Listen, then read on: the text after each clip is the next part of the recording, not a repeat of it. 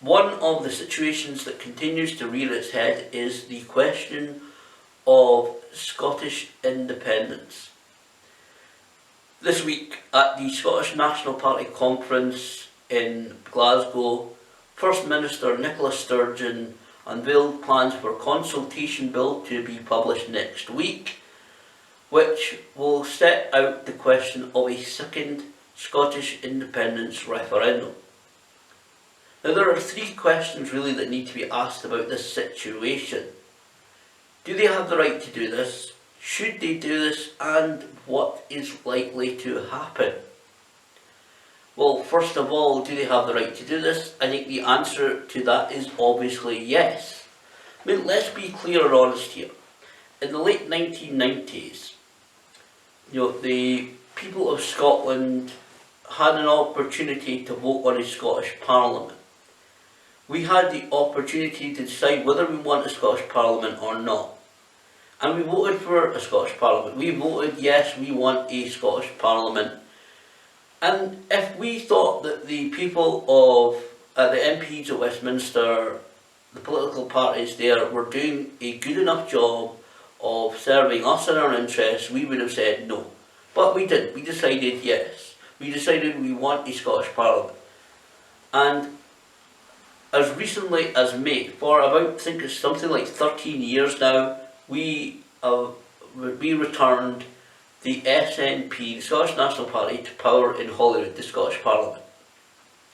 So even though they were the main political party behind the Scottish independence, campaign, and I have to say yes, I am a Scottish SNP supporter and voter, even though they were the main political party behind that campaign and they lost narrowly, but they did lose, the Scottish people have still continued to support them. Now, some people will question whether that's really the embracing by the Scottish people of the SNP or the rejection by the Scottish people of the English political parties, but whatever be the case, and I think it's actually the embracement of SNP by the Scottish people, it seems. We have SNP as the political ruling party in Scotland. So I believe they do have the right to do it.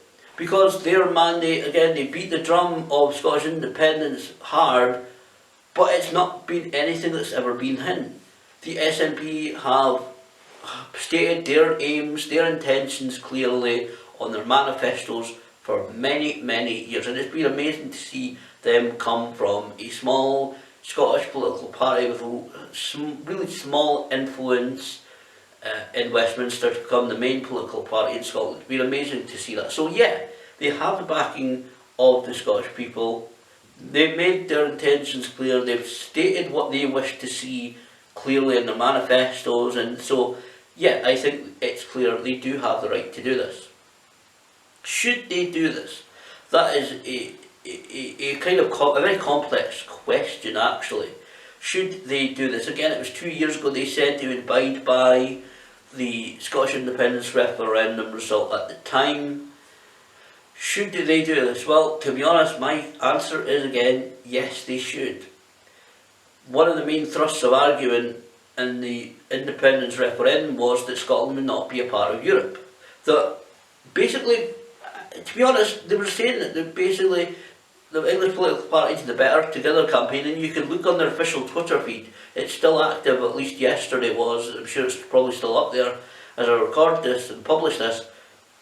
Better Together campaign, if you look at their tweets, a lot of them were about, and a lot of the statements by the Better Together campaign were that Scotland would not be a part of Europe, that we would be persona non grata in Europe, and that companies and countries would not be willing to do business either within the Scottish borders or with Scottish people.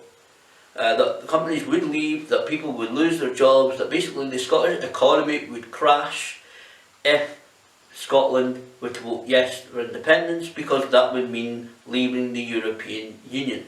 And you can look all up, you can look online for all this, it's all there, it's all true, it's all fact. Now, I find that ironic, considering the value of the pound this past week. It's gone to a 168-year low.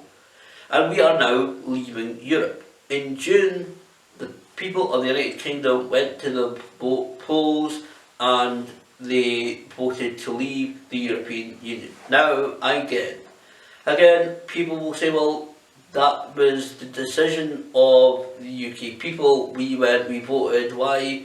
It's a lot of people, including the SNP, now kind of rejecting this and kind of going against it. Well, I think the SNP are right to look at their options, and the power to actually hold another Scottish independence referendum is held by Westminster. So the SNP wouldn't and cannot just immediately go, right, a week next Tuesday, everybody, we're voting once again on Scottish independence. They can't do that. And I'll get to what's likely to happen eventually, but the people of Scotland in that European referendum voted 62% to remain in Europe. Again, one of the things that we were told, if you vote for independence, that means leaving Europe. That means, again, the whole economy crashing, companies not doing business, companies leaving, etc., which I think is a lot of rubbish, a lot of twaddle, because a population of around about 6 to 8 million people, regardless of whatever currency we would end up having, whether it be the pound or whether it be making our own, because we have a Scottish pound as well, so whether it be whatever currency we ended up using, because I think it would be probably the Scottish pound, but for companies that willing to do business where there's money to be made, where they can employ people to produce their products and services, I think that's a lot of rubbish. Obviously, there will be some companies hesitant in being involved in Scotland, but there'll be other companies that see it as an opportunity to be involved in the country. So there would be always, some kind of would be a definite economy there to be had. There would certainly be companies interested in using the Scottish people, either a workforce or that. There's always tourists, there's always people wanting to come and visit Scotland. It's a tourist mecca in places like Edinburgh, Glasgow, even here in Dundee, Aberdeen, all across the Highlands and Islands. There's a considerable amount of tourists come. So there'll be an economy certainly of some kind, certainly some input of economy, but that notion of Europe not wanting to be involved with it, I think it's a lot of rubbish, because the history of Scotland, the contributions that we made worldwide, it's all a lot of twaddle. So I find it ironic right now we're heading out of Europe. Again, 62% of the people of Scotland voted to remain within the European Union. So I think that is the mandate, and that word mandate has been bandied around these last few weeks in politics. I know it's a lot older word, but the word mandate is really basically instructions from the people. I think the people of Scotland have spoken, and we've said 62% of us that we want to remain within Europe. And I think the SNP are right to take those instructions. Again, that is what we voted for when we voted for the Scottish Parliament. That is what we voted for. People, a party to look after us and our interests, and we have made it clear. And I think the general consensus in Scotland, what I'm feeling from watching the news, what I'm reading the newspapers, looking online, looking at all the media, I do feel that the general feeling in Scotland represents that 62% of the vote that, Scotland wants to remain a part of Europe. That is the feeling that I'm getting as a Scottish person. Someone who pays attention a little bit to politics and kind of pays attention to what the general feeling is. I think that the SNP should be following those instructions. Again, that's what the Scottish people should be doing. We should be letting our MP or MSP or Euro MP, it's MEP or whatever, we should be actually communicating with those people.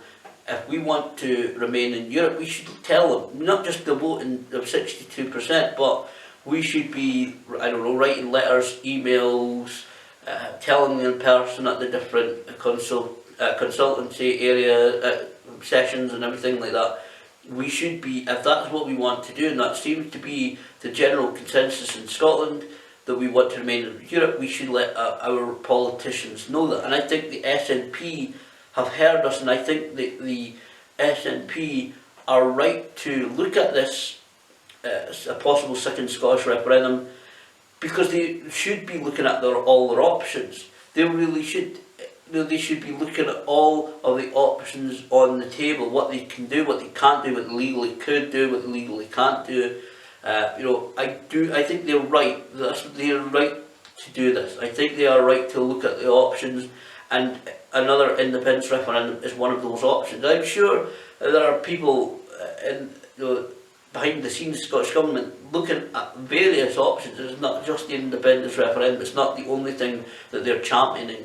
They're looking at various options, various things. So I think they should do this, because also one of the main reasons why I think they should do this, not just because 62% of the people of Scotland voted to remain within Europe. The terms of leaving Europe are so unknown. Right now, basically, all we know is that the people of the UK voted to leave Europe, and that at one point this so-called Article 50 thing will be, or possibly will be, triggered. That's all we know. We don't know any terms. We don't know what kind of relationship we're going to have with Europe, how we're going to do business with them. We don't know exactly what the situation will be. We genuinely don't. We don't even know. One of the things discussed this week as well. This week's amazing when it comes to some political shows. So I recorded a few and watched a few, but being away. But one of the things that's been talked about is businesses and travel. Travel, first of all. Well, an example of concerns about travel, basically, is quite a basic example. This past August, at the end of August, me and my family went to New York in the United States of America.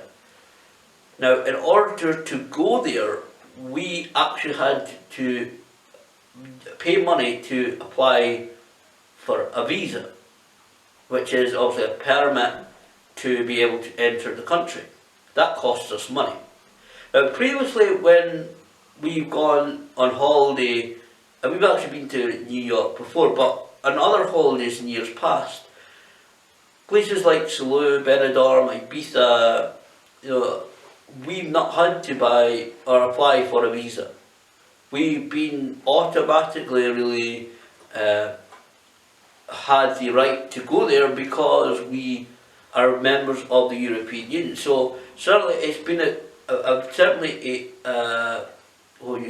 aired opinion or aired concern really by people this week of how that, obviously I think a lot of people, because a lot of people after the Brexit vote in June, the European referendum, because I don't really like that word Brexit, but after the European referendum, because we're getting to winter now, obviously people's thoughts are starting to turn towards next year's holidays. So that is one of the things I think that the reasons why this has been talked about this week, because a lot of the travel companies have their brochures out already, and they're starting to advertise on television, on radio, online. So a lot of people are starting to wonder, okay, well, if we do leave Europe, is it going to cost us? Are we going to have to buy a visa for France, for Germany, for Spain, for all of these countries? Are we going to have to buy or apply for a visa? Are we going to have to spend a lot of extra money to try and get work, to try and work and get visas for these countries if we want to go there? And obviously companies, again, they're the same, a lot of companies are starting to wonder, and there was certainly a few concerns with a couple of the owners of businesses that I saw in the news this week. It must have been one of the highlighted topics of Decided this week, but certainly there was various owners of companies saying that, well, will we need permits and visas and everything, licenses to import and export stuff to Europe. So certainly we don't even know that. We hardly know anything about the terms of leaving Europe. We don't know how we'll do business with them, the financial costs of doing business with them, how easy or how difficult it's going to be to do business with Europe. So the terms of this Brexit, we don't know at all. We really, really don't know at all. So that's one of the reasons why I think that the Scottish Government, the SNP, are right to have a look at the various options. That's one thing I would say though. I don't think they'll ever hear this or see this, but certainly, again, maybe it's up to the Scottish people. I think we should actually let them know, okay, you're looking at the independence referendum. Yes, we voted 2 years ago. Yes, you said you'd abide by that result, and you have done. But we certainly, I think, again, taking away any party loyalties, SNP loyal. I'm not a member of SNP, but I'm SNP supporter and voter. Have voted SNP all since I was legally able to vote. But put that all aside, I think we should send the message as the Scottish people. We should send the message for them. Again, let your MEP, your MP, your MSP know that they should look at all of the options, not just a European, a Scottish independence referendum again, but we should let them look. We should ensure that they look at all the options on the table. So that is one of the things that I think we should do as a Scottish people. We should let them know that we think that they should look at all of the options on the table. Will it happen? The question of what is likely to happen. Again, due to this whole European referendum, the exiting Europe situation, I honestly don't think that we will see another Scottish referendum for several years. Again, we don't know any definite timeline. Some people suggested this week around about March 2019 for possibly leaving Europe.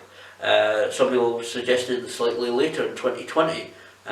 Then some of the European Europe leaders, some of the representatives of various countries, they said immediately in June after the result that the UK should be out of Europe within a few months, which is unlikely to happen.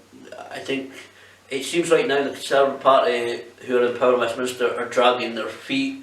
They've appointed a Brexit secretary, but I think it's going to be a long, drawn-out process to leave Europe, and that Article 50 is not even triggered yet, and we have no idea when this so-called triggering Article 50, whether after that will be a short process or a long process. It's kind of like a divorce. We don't know how long it's going to take.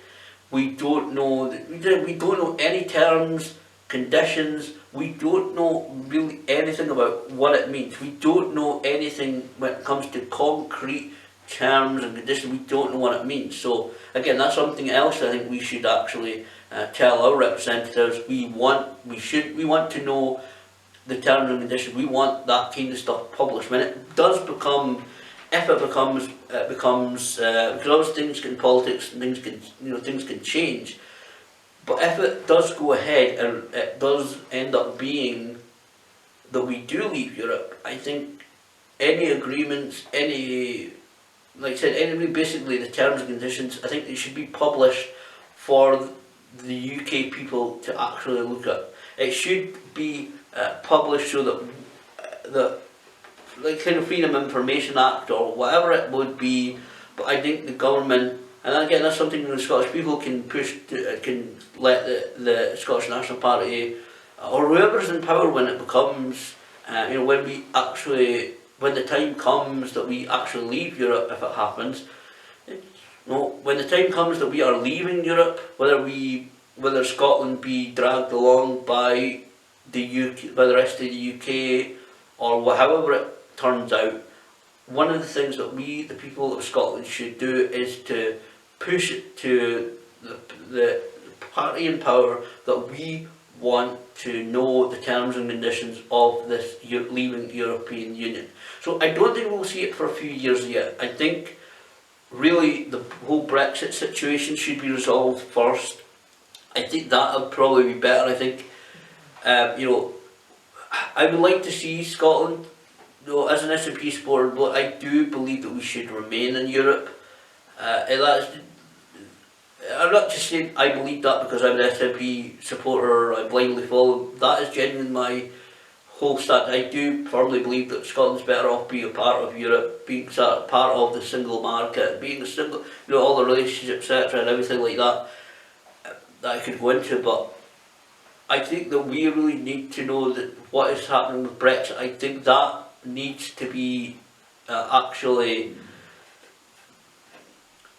settled first before Scotland looks at breaking away again. So it's going to be a few years, I think, until everything's sorted. I think we are not going to know at least 4 or 5 years until things get sorted, and it's not even a guarantee right now at this point that we will definitely leave Europe. So there's so many unknowns. I don't think we'll see another Scottish independence referendum for quite a few years yet, at least 4 or 5 years. I think the SNP should hold fire on it right now. But yeah, I think we won't see it for a few years, but certainly it's something the SNP to keep, should keep in their back pocket right now.